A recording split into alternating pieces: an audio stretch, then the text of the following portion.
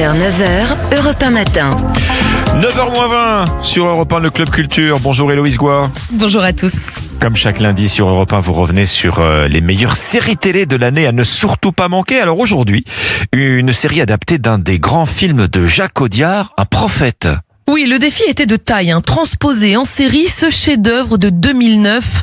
Un Grand Prix à Cannes, 9 Césars et un personnage devenu mythique qui révélait tard, Raïm.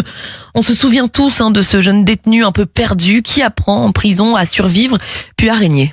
On est quoi là-haut? Je veux que tu t'approches de lui et que tu deviennes pote avec lui. Pourquoi? Parce que tu veux le tuer. À partir du moment où tu le sais, si tu le tues pas, c'est moi qui le tue. Un prophète donc. Alors est-ce que la série ressemble vraiment au film ? Eh bien, on retrouve l'ADN du film, la prison, l'apprentissage de la violence, un garçon qui apprend à imposer sa loi, mais tout le contexte autour change. Direction Marseille, à la prison des Baumettes.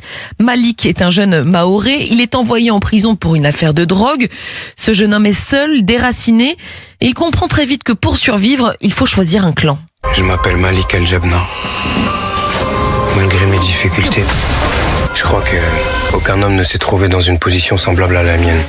La différence majeure avec le film, c'est que la série ouvre les murs. La prison reste au cœur du récit, mais on explore aussi Marseille, les cités, les réseaux politiques, la criminalité. Et puis, autre changement important, le format 8 épisodes de 52 minutes. Forcément, ça laisse le temps de développer les personnages et notamment le mentor César.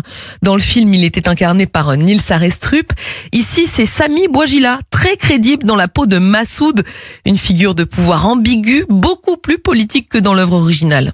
Je veux bien aller en prison et jouer le sale arabe de service. Quand je ressors, c'est totalement blanchi. C'est qui? Un mélange de loup et de renard. La pire des races. Avec Massoud, soit t'es associé en affaires, soit t'es un obstacle. La force de la série, c'est qu'elle raconte aussi la France d'aujourd'hui avec ses tensions sociales, ses fractures identitaires. Alors, j'ai revu le film pour l'occasion et j'ai le sentiment que la série ne cherche pas tellement à rivaliser avec lui. Je dirais plutôt que cette nouvelle fiction prolonge l'esprit d'Audiard pour en faire une grande saga criminelle version année 2020. Le défi était immense, il est donc relevé.